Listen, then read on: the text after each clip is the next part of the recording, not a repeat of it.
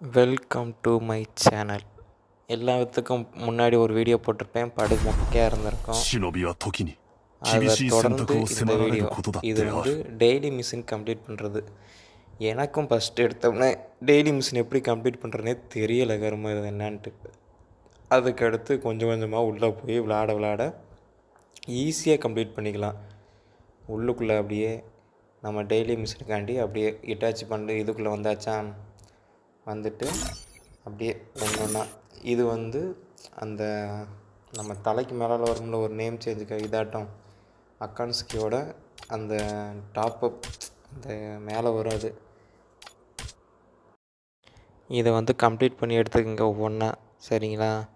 இப்போதைக்கு 3 மட்டும்தான் கொடுத்துருக்குறாங்க. அதுக்கடுத்து 3 இது இருக்குது. அது இது 8ஆம் தேதி என்னமோ ரிலீஸ் இது பண்ணுற மாதிரி சொல்லியிருக்கிறாங்க. அதுக்கப்புறம் இது வந்து சிஎஸ்ஸுக்கும் பிஆருக்கும் இருக்கிற டிஃப்ரென்ஸு, நியூ கேம் ப்ளே அப்படின்ட்டு போட்டிருக்காங்க. என்னமோ ஃபஸ்ட்டு வந்து சாஸ் என்னது உருவச்ச மாதிரி மட்டும்தான் ஃப்ரீயாகவே தரப்போகிறாங்க. அப்படியே நம்ம டெய்லி மிஷினுக்குள்ளே போய்க்கலாம். இப்போ டெய்லி மிஷின் வந்து ஃபஸ்ட்டு வந்து நீங்கள் லாகின் பண்ணிங்கன்னா போதும் ஒரு நாளையில். அதுக்கடுத்து பிஆர் 2 மேட்ச் போனால் இந்த யூஸ் நெஞ்சுன்சு அந்த டேமேஜ் தான் கொடுக்கணுங்கிறது. இதைத்தான் பார்க்காம எத்தனையோ மேட்ச் போயிட்டு அடி வாங்கிட்டு வெளியே வந்தேனே நான். இதை கரெக்டாக பார்த்துக்குங்க. நெஞ்சுன்சுனா உள்ளுக்குள்ளே பவர் இருக்கும் பார்த்தீங்களா, உரச்சிமாருங்கிற மாதிரி அந்த வாட்டர் ஜுன்ஸோ அதை வச்சு டேமேஜ் கொடுக்கலாம். அந்த நெஞ்சுன்ஸை வச்சு டேமேஜ் கொடுத்தா மட்டும்தான் உங்களுக்கு அந்த 200 டேமேஜ் கம்ப்ளீட் ஆகும் எனக்கு தெரிஞ்சு. அப்படின்னா மட்டும்தான் அந்த அச்சீவ்மெண்ட் வந்து கம்ப்ளீட் ஆகும் மிஷின் வந்து டெய்லி மிஷினு.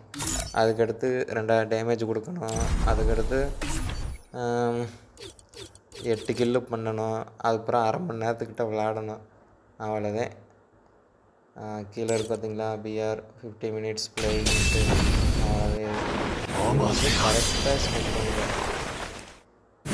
ஸ்பெண்ட் பண்ணும்போது அந்த சைடு இட்டாச்சி இருப்பேன் நம்ம ஆள்.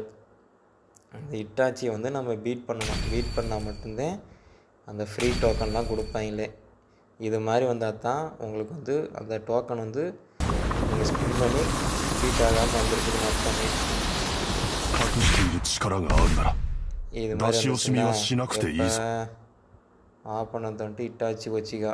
கம்ப்ளீஷன் டேட் வந்து இன்றைக்கி 31/7. சேலஞ்ச் வந்து 7 தடவை சேலஞ்ச் பண்ணியிருக்கேன் இட்டாச்சியை. 7ஆவது தடவை இந்த மாதிரி ஜெயிச்சிருக்கிறேன் இவனை இட்டாச்சியவே. இதை கரெக்டாக பார்த்துக்குங்க. இப்படி வந்தால் மட்டும்தான் இப்போ ஃபஸ்ட்டு இட்டாச்சியோட 10 டோக்கனே கிடைக்கும். அதுக்கடுத்து உரோச்சிமாரு அதுக்கடுத்து ஒரு 25 ஸ்பின்னு இந்த பக்கத்து 10 டோக்கன் கொடுத்துட்டாங்களா, 25 மிக்சர் அதே போட்டோம்னா இது ஃபஸ்ட்டு சேலஞ்ச் பண்ணுறேன். உரோச்சிமாருவை 21% தான் இதாகுது அவனுக்கு.